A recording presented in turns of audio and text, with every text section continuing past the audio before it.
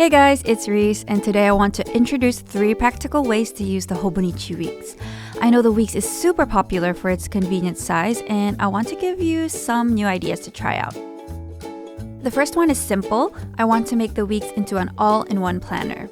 The first step is to divide the left page into 2, one for personal plans and one for work.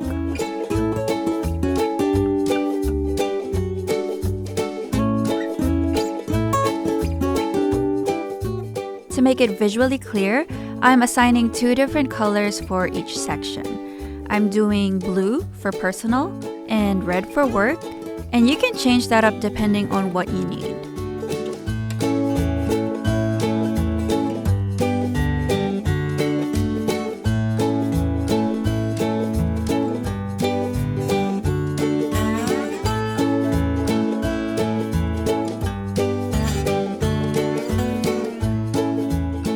On the right side, I want to make a tracker page, so I'm writing down the days of the weeks in letters. Now, I'm going to divide the page into sections. I want a habit tracker, a to-do list, and a highlight section. And that way, I can both plan ahead and look back on the week just how I want my all-in-one planner to be.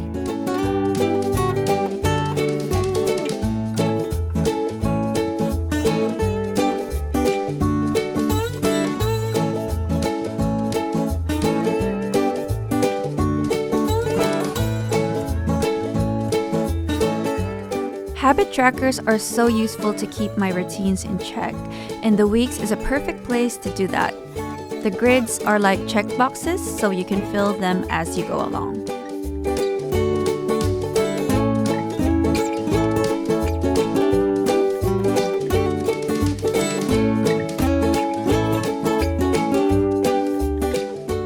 I'm still using the color coding system here, red for work and blue for personal.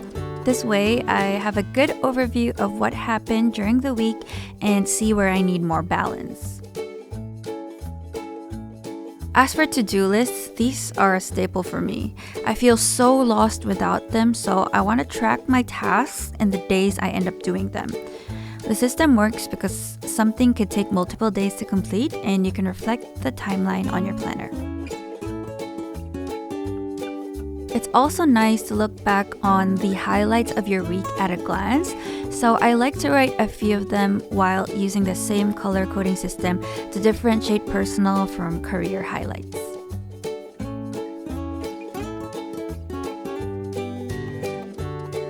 The beauty of this system is you can customize it however you want. You can divide the left side into 3 sections if you have pets or kids or 2 businesses and so on. And you can track different things as well, like sleep cycle, books, media. The idea is to be able to take stock of your week and see where you're thriving and where you need to improve. And this is completely optional, but you can decorate the page with some stickers. I used washi tape to make the vertical border, but you can use pens, highlighters, whatever you want. When I want to de-stress, I go back to my past journal pages and add decoration here and there. I see it as a good chance to use my stuff, and that's always a plus in my book.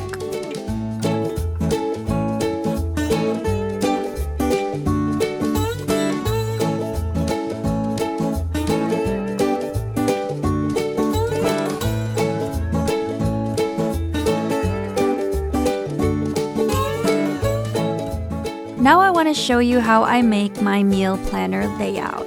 I'm not very good at cooking, but I've found that making meal planning a part of my weekly journaling process elevates the experience for me. This is a good hack, especially if cooking starts feeling like a chore.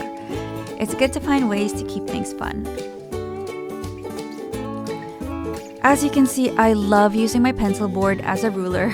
In a pinch, it really does the trick, and I don't think I've ever used a ruler in my Hobonichi, to be honest.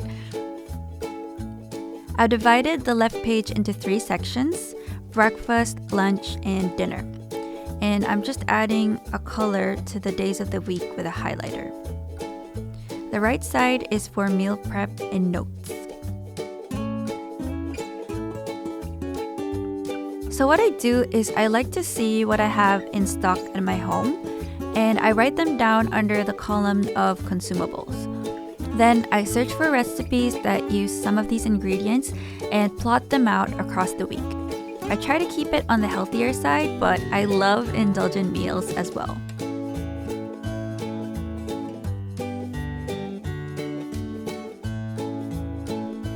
I also write any notes that I need to remember while cooking or food prepping.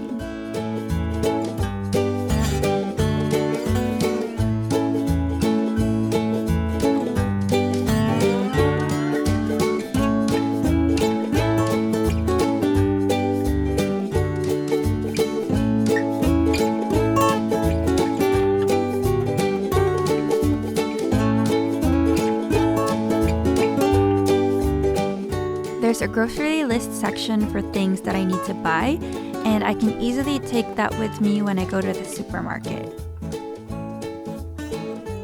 Then, at the end of the week, I highlight my favorite meals so I could easily repeat them for next time.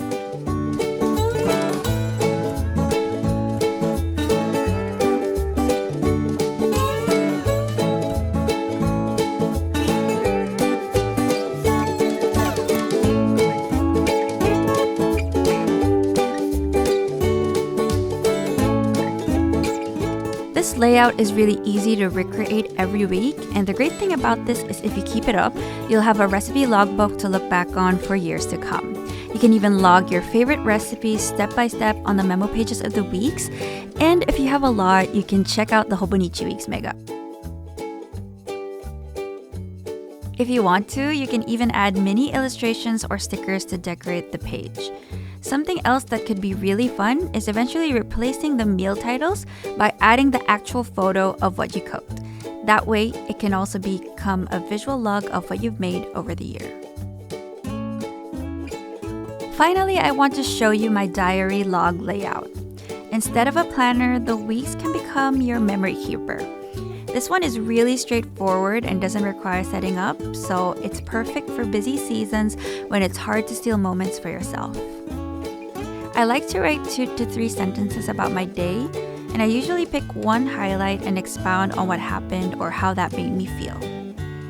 Then I print out one photo that represents the day, then I continue to do that for the rest of the week.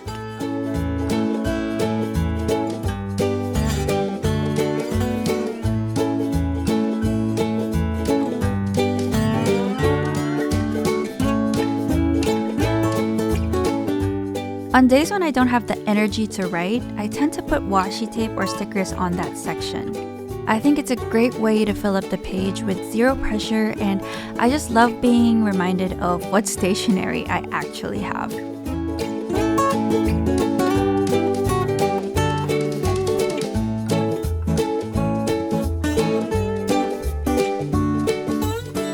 The beautiful thing about this layout is you can go as simple or as crazy as you want, especially on the right side.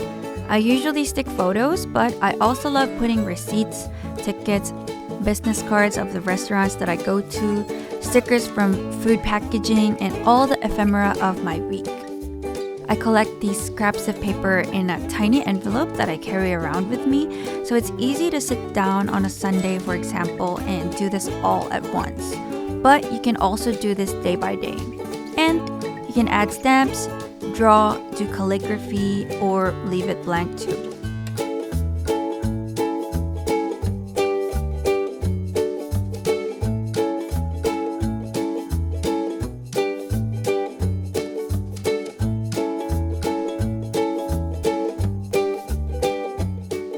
I've also started using a highlighter to emphasize some of my favorite moments in my diary entries.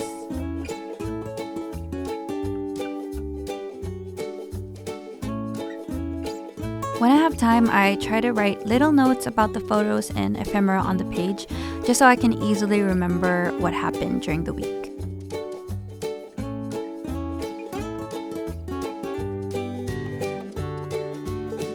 Don't overthink it, it doesn't have to be perfect. It can just be fun. I really hope that you've gotten a few new ideas on how to use your Hobonichi weeks. Feel free to start simple by just using the framework, Then go from there depending on how much time you actually have in a week. Just a reminder that the Hobonichi is there to help you and your life. It's not about the amount of decoration you can put on a page, but it's about making you feel grounded and in control.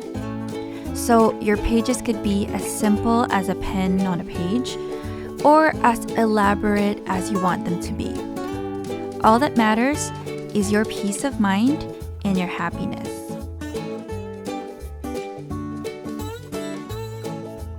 Thank you so much for staying with me until the end. I hope you can try any of these ideas out, and I'll see you on the next video.